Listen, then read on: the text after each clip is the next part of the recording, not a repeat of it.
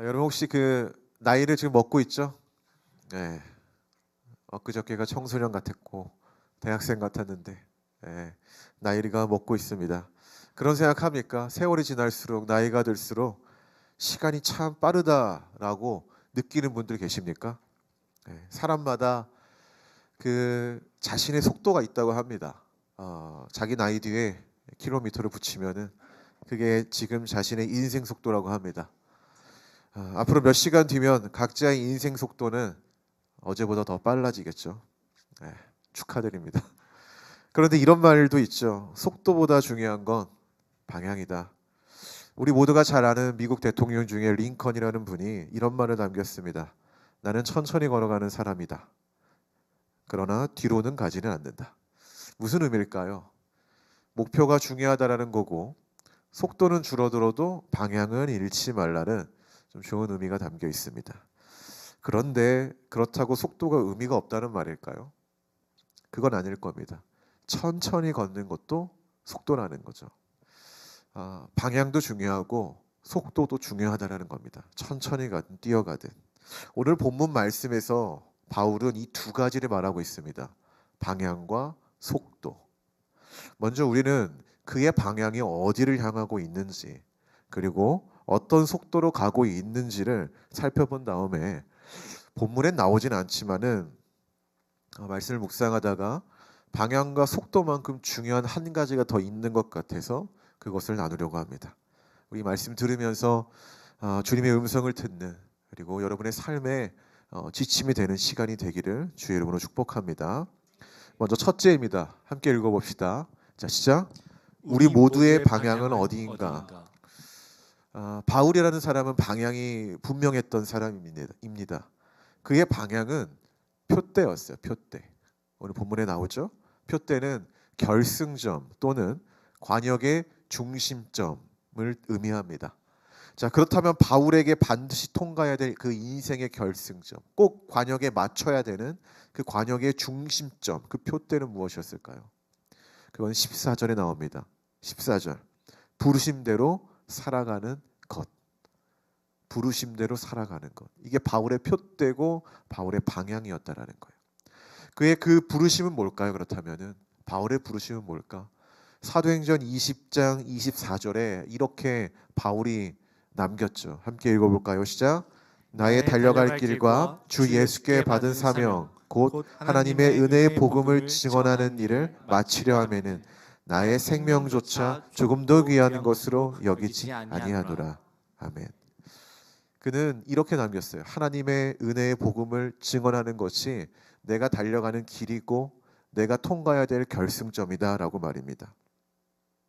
그는 이 표대를 인생의 방향으로 삼았습니다. 그런데 바울의 이 부르심, 바울의 표대는요, 바울만의 부르심은 아니라는 것입니다. 성경은 바울이라는 한 인물을 통해서 일반화하고 있는 거예요. 이건 바울만의 달려갈 길이 아니라 하나님의 자녀가 된 모든 그리스도인의 부르심이며 표대이고 방향이다라고 일반화하고 있는 것입니다. 제가 저번에 이런 말씀을 전했죠. 우리가 오늘 이 시간을 좀 생각하면서 다가올 2025년도를 위한 기도 제목에 복음을 어떻게 전할 것인지에 대한 고민이 있었으면 좋겠다고 말입니다. 기억하십니까? 혹시 이 자리에 오실 때 이 고민을 하셨나요? 2025년도에 내가 주님의 은혜를 어떻게 전할 것인지, 누구에게 전할 것인지, 또는 주님의 은혜를 위해 내가 어떻게 헌신할 것인지 말입니다. 보통의 2024년도 이 마지막 예배, 우리의 삶의 고민, 문제 이런 것들을 기도의 자리에 가져올 수 있습니다. 그것을 가져오지 말라는 것이 아닙니다. 그렇지만 주님의 복음을 전하기 위한 삶의 방향도 우리가 함께 가져가야 된다는 것입니다. 바울은 늘 그런 고민을 했어요. 물론 먹고 사는 문제도 바울도 고민했습니다. 먹고 사는 문제도. 그래서 열심히 일도 했어요. 그렇죠? 텐트 메이커라고 하잖아요. 고민했기 때문에 일을 했던 거예요. 다만 그가 일하는 목적은 단순히 먹고 마시고 그걸 쌓아두고 이런 것들을 해결하기 위함이 아니었다라는 거예요. 바울이 남긴 이 성경 전체를 보면은 그 일을 해결함으로 어떻게든 은혜의 복음을 전하고자 했던 거죠. 할렐루야. 우리는 2025년도도 열심히 일할 것입니다. 맞죠? 해동 형제 맞죠? 우리의 뜻 계획대로는 안 되지만 일할 거잖아요. 효선이도 일할 거잖아요. 지연이도, 여기 계신 모두가 각자의 자리에서 하나님이 부르심대로 그 자리에서 열심히 일할 겁니다.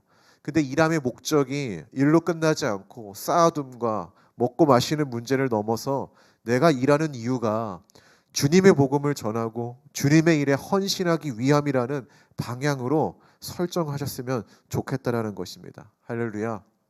이것이 우리의 방향이고 표대가 되어야 됩니다. 만약 그렇지 않다라면은 나는 과연 믿는 자인가? 나에게 믿음이 있는가를 아주 이 본질적인 부분을 고민하셔야 됩니다. 자, 둘째입니다. 함께 읽어보겠습니다. 자, 시작. 어떤 속도로 가야 하는가? 바울은 14절에서 어떻게 표현하죠? 내가 그 부르신 부름의 상을 위하여 달려간다. 이렇게 표현하면 달려간다. 여기서 달려간다라는 말은 실제로 뛴다는 의미가 아닙니다. 그렇죠? 바울은 고대 그리스 경기 문화를 비유로 들어서 목표를 향해 달려가는 이 선수들의 열정적인 모습을 통해 신앙의 여정을 설명하고 있는 거예요. 내가 이렇게 나아가겠다. 즉 바울이 말하는 달려간다라는 표현은 경기에 임하는 선수들처럼 온 힘을 다해 내가 최선을 다하겠다라는 의미죠. 그렇다면 최선이 뭘까요? 여러분, 최선이 뭡니까? 도대체 뭐가 최선일까요? 무조건 끝까지 전력 질주하는 것이 최선일까요? 그렇진 않을 거예요. 생각해 보십시오.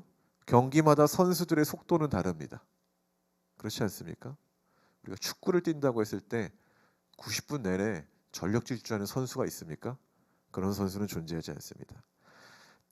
또한 단거리와 장거리, 마라톤은 각기 다른 속도와 전략을 필요로 합니다. 또한 이 경기의 상황에 따라 속도와 리듬은 달라져야 된다는 거예요. 모든 스포츠가 그렇습니다.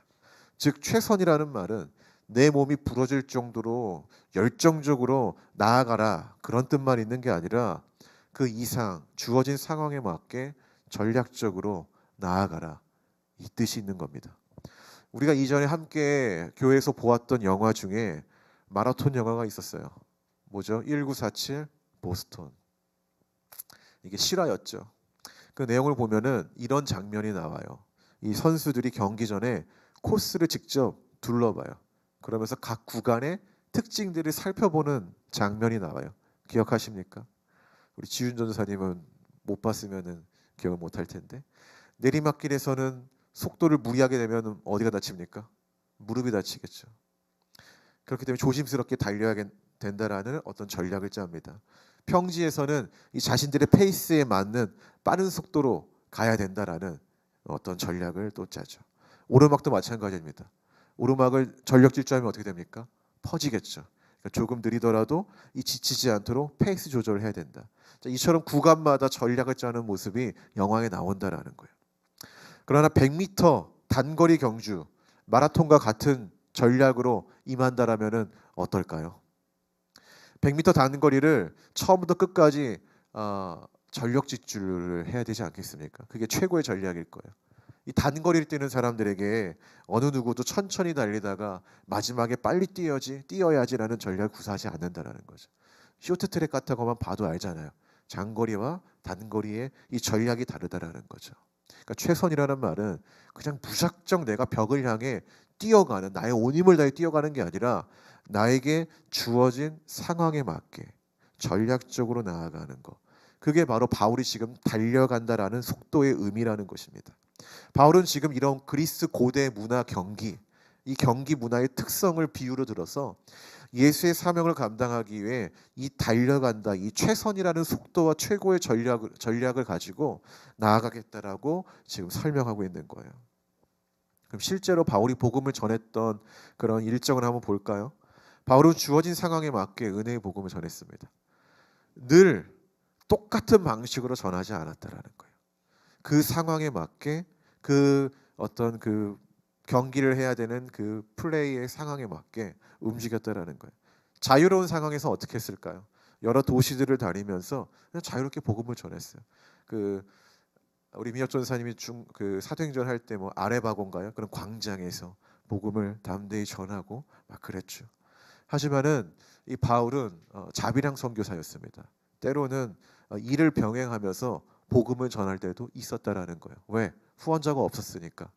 먹고 살면서 해야 되니까. 그러나 바울이 먹고 사는 문제는 그냥 육신의 어떤 안위를 위한 게 아니라 이렇게 해서라도 복음을 전하기 위함이라는 어떤 그런 변형이었다라는 거죠. 나중에 후원자가 생기죠. 누가 생깁니까? 브리스길라와 아굴라, 루디아 이런 사람들이 생깁니다. 그때는 더 적극적으로 시간의 여유가 있으니까 복음을 전하는 일에 집중을 합니다. 회당을 가고 두란노 서원에서 2년 6개월인가요? 가르치기도 하고 굉장히 열정적으로 주님의 복음을 전했다라는 거예요. 반면에 자유롭지 못한 상황에는 어떻게 했습니까? 쉬었나요? 내가 이 상황이 이러니까 그러니까 내가 이제 여기까지 해야지라는 생각을 가졌나요? 그렇지 않았다라는 거예요. 자유롭지 않았을 때는 더 엄청난 사역을 했죠. 바로 오늘과 같은 편지라는 매체를 통해서 하나님의 은혜를 기록했다라는 겁니다. 동료들의 도움을 받아서. 그래서 우리가 지금 이 복음의 말씀을 보고 있죠. 바울의 일생을 돌아보면 달려간다라는 이것은 무조건 열정적으로 앞만 보고 달리는 무지성 질주가 아니었다라는 거예요. 주어진 상황에 맞게 지혜롭게 전략적으로 나아가는 것.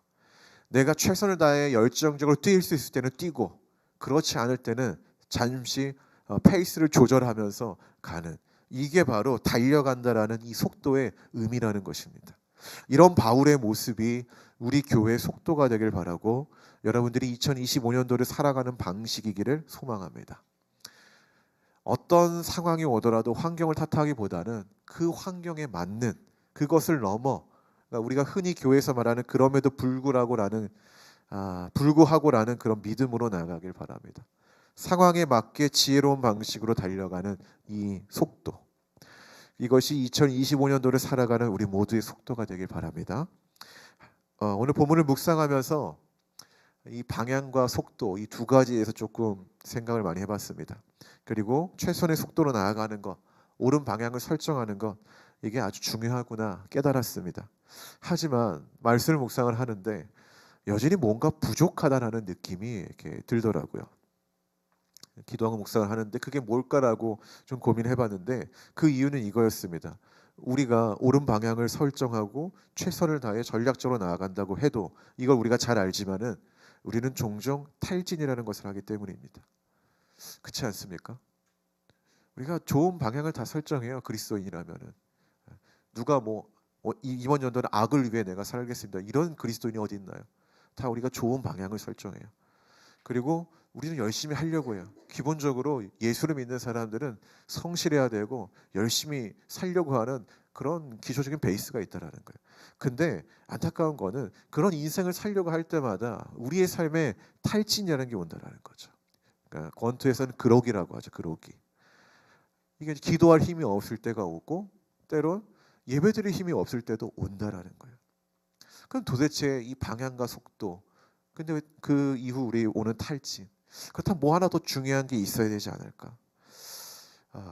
그것이 바로 서로 돌보며 나아가는 겁니다. 돌봄이라는 가치예요.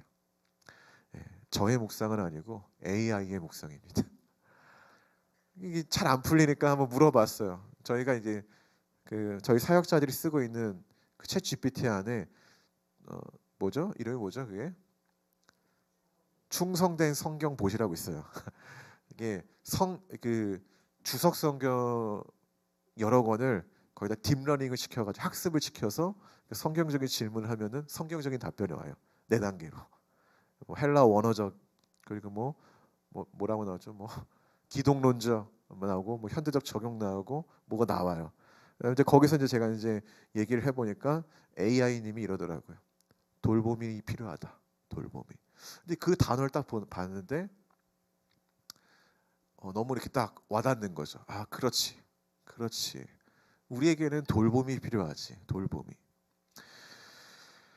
돌봄이라는 가치, 이 옳은 방향, 최적의 속도에 돌봄이라는 가치가 반드시 있어야 된다라는 거예요. 마침 더 이 돌봄이라는 단어가 왔던 건 뭐냐면 우리 2025년도 우리 교회 표어가 뭡니까? 여기 보이시죠? 그가 우리를 돌보시니라. 케어가 필요하다는 거예요. 여기서 그는 누굴까요? 하나님이죠. 하나님께서 우리를 돌보신다라는 의미입니다. 하지만 여기에는 또 다른 중의적인 의미가 있어요. 바로 우리 모두가 그가 되어야 된다라는 거예요. 그가. 우리는 서로를 돌보고 때로는 돌봄을 받는 존재가 되어야 된다라는 거예요. 아무리 옳은 방향과 속도로 나아갈지라도 지치고 탈진하는 순간은 찾아오기 마련입니다. 분명히 와요. 2024년도에도 한 번 왔었을 거고 그 전년도에도 기억이 안 날 뿐 우리는 탈진했습니다. 2025년도도 우리는 탈진할 겁니다. 그때 서로의 손을 잡고 돌봐줄 수 있는 은혜의 공동체가 되어야 됩니다. 할렐루야. 은혜의 복음을 전하는 일은 서로 격려해야 할 수 있습니다. 우리가 서로 함께 띄워주는 존재가 되어야 된다는 거예요. 페이스메이커가. 이제 말씀의 결론을 맺겠습니다. 우리는 빌립보서를 봤죠. 빌립보 교회는요, 굉장히 멋진 교회입니다. 정말로. 그 교회가 멋진 이유는요, 건물이 화려해서 그런 것 때문에 멋진 게 아니에요. 우리 1장 4절에서 5절을 한번 읽어볼까요? 시작. 너희 무리를 위하여 기쁨으로 항상 간구함은 너희가 첫날부터 이제까지 복음을 위한 일에 참여하고 있기 때문이라. 아멘. 빌립보 교회의 아름다움이 어디 있냐면은 복음을 전하는 일에 참여했기 때문에 있는 거예요. 근데 그게 포인트가 아닙니다. 그게 포인트가 아니에요. 모든 교회가 복음을 전하는 일에 다 함께 해요. 근데 여기서 이 아름다움은 뭐냐면은 대부분의 교회는요, 개개인 몇몇만 해요. 교회 성도 100명이 있으면은 한 10명만 헌신한다라는 거예요. 그 10명이 나머지 90명을 끌고 가거든요. 그러니까 탈진이 오는 거예요. 그렇지 않습니까? 이게 기성교회의 큰 문제예요. 근데 이 빌립보 교회가 아름다운 건 뭐냐면은 너희 무리를 위하여, 그 무리 전체가 이 복음을 전하는 일에 함께 하기 때문에 아름다운 거예요. 이해하시죠? 이게 얼마나 아름다운 모습인지. 우리가 기독교 공동체에 속해도 왜 상처를 받냐면은 일하는 사람만 일해요. 헌신하는 사람만 헌신하고. 근데 어떤 공동체에서 회복을 얻고 기쁨을 얻냐면은 우리 모두가 다 그 하나님의 일에 참여하는 공동체에 갔을 때, 우리는 그곳에 있을 때 이것이 진짜 하나님의 은혜구나라는 것을 느낀다라는 거예요. 이 모습이 2025년도 우리 복음 안의 세계의 모습이 되길 바랍니다. 빌립보 교회 제가 예전에 강의 한번 했죠. 빌립보 교회는 예배 처소가 조차도 없었어요. 처음에. 그래서 어디에서 예배 드렸죠? 강가에서 예배 드렸잖아요. 그러다가 바울을 만난 거잖아요. 교역자도 없었어요. 그들끼리 모여서 거기서 기도하고 있던 거 바울을 딱 만난 거예요. 하나님의 놀라운 일이죠. 더 놀라운 일이 뭔지 아세요? 바울이 선교 헌금 요청을 할 때 다른 교회들이 주지를 못했어요. 근데 그때 유일하게 줬던 교회가 빌립보 교회예요. 빌립보 교회. 빌립보 교회가 커서 줬을까요? 아니요. 그거 줬다고 했을 때 성경에 전제가 나와요. 당시 그 빌립보 지역에 기근이 있었더라. 근데 기근이 있어도 불구하고 선교헌금을 낼 수 있었던 그 이유는 뭘까요? 어떤 한두 사람에 의해서 끌려갔던 게 아니라 모두가 다 합력하여 선을 이루는 공동체였기 때문에 그런 것입니다. 할렐루야. 풍족한 교회, 부흥하는 교회를 꿈꿀 수 있지만은 우리가 구하는 풍족함, 우리가 구하는 부흥은 성도 모두가 주님의 복음을 전하고 은혜를 나누는 일에 동참하는 것입니다. 그것이 우리의 방향이며 우리가 달려갈 표대입니다. 할렐루야. 근데 이것을 계속적으로 하려면 어떻게 된다라고요? 돌봄이 필요합니다. 서로를 돌아보고 그리고 서로를 케어해주고 그러면서 옳은 방향으로 나아가고 있는지, 저 사람이 좀 지치진 않았는지, 지금 달릴 때인데 좀 게으르게 있지 않은지, 때로 채찍도 주고 때로 달콤한 사탕도 주는 그런 공동체, 부르신 부름의 상을 위하여 달려가는 그런 교회, 그런 우리 그리스도인이 되기를 주의 이름으로 축복합니다. 이제 기도할 것입니다.